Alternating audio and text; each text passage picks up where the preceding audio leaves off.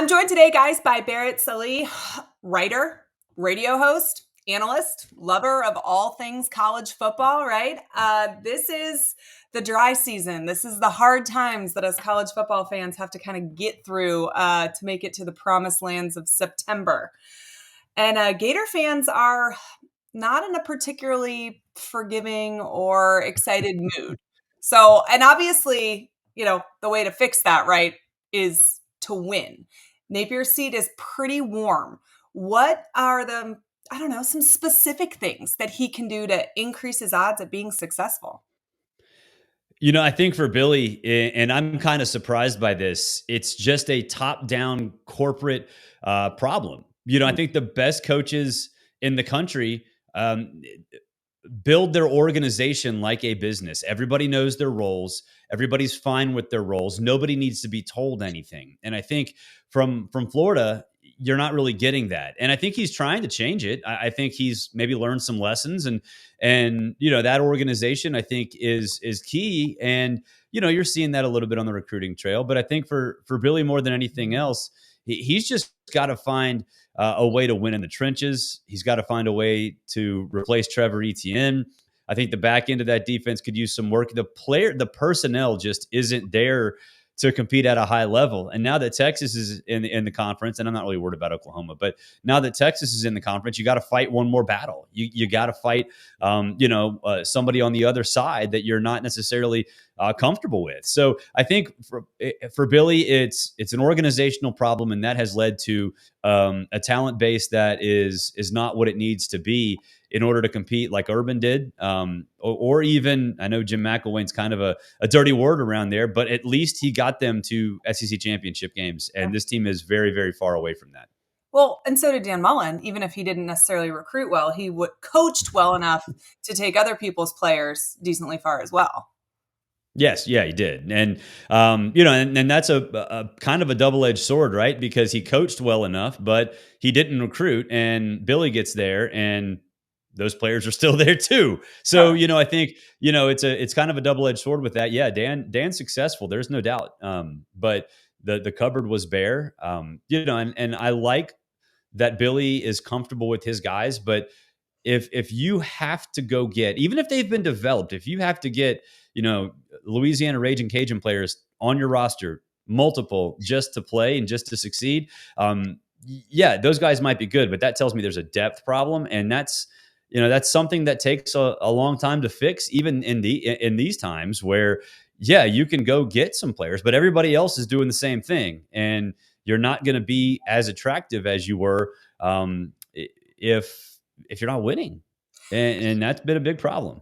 Well, it's something interesting that you said is that you like that he is comfortable with his guys. And I think, another way to phrase that is loyal to his guys, which is something that I think that there's always been a knock on head coaches in college football. They're too loyal to their guys, the coaches that they brought in. That was something we said about Mullen. Napier did make changes this offseason. He made Yes. He made a lot of changes. Did he make enough changes personnel wise?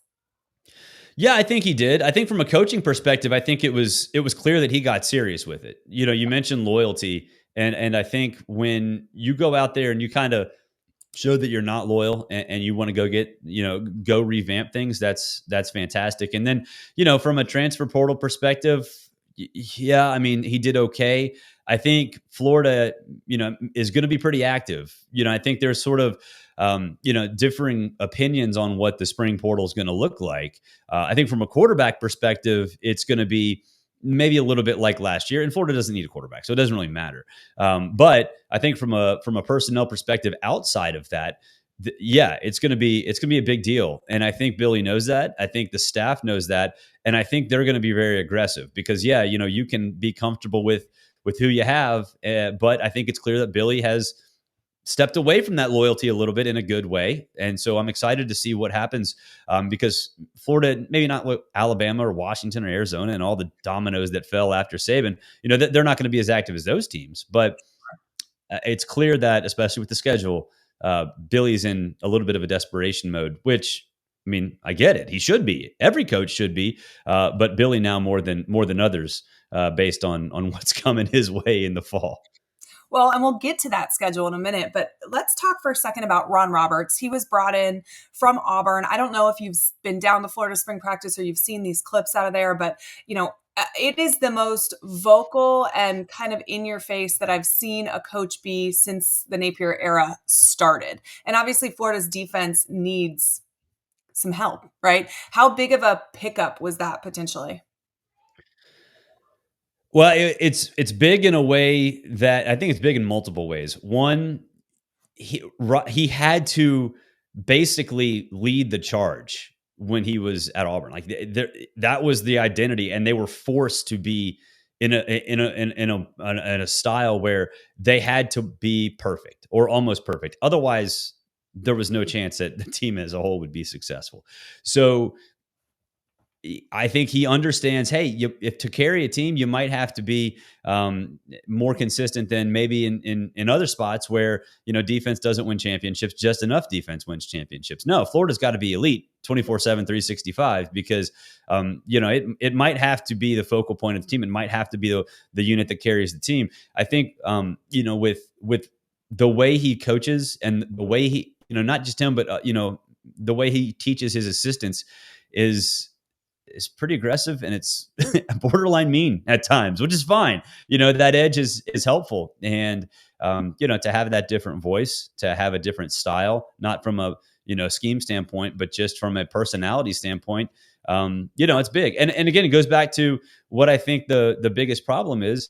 And that's, the roles that don't exist. The fact that from a structure standpoint, from a top down standpoint, Florida is not where it needs to be, and bringing in a defensive staff that understands everything that it needs to be, everything that it's supposed to do and doesn't need to be told, starts with the coordinator, starts with the assistants, starts with the attitude. And I think Florida's, it's going in that direction. And I think spring practice is going to go a long way towards, reestablishing what the identity should be, and really what the identity should have been when Billy Napier got there. All right. Well, I appreciate you hanging out with us today. Tell everybody where they can check you out, because you've recently moved. A lot of places. College Football Smothered and Covered. You can subscribe on YouTube, Rumble for video, Apple Podcasts, Spotify. I mean, all that stuff. You can read at Outkick. You can follow the Braves Report podcast on the Atlanta Journal-Constitution, which is a lot of fun for me right now as well. And then SiriusXM every Sunday morning, but also kind of throughout the week, wherever they need me, which is going to be in a lot of places now that basketball season is over. Barrett is everywhere is the moral of... It's a lot. Like when people ask me that now, I'm like, okay, here we go.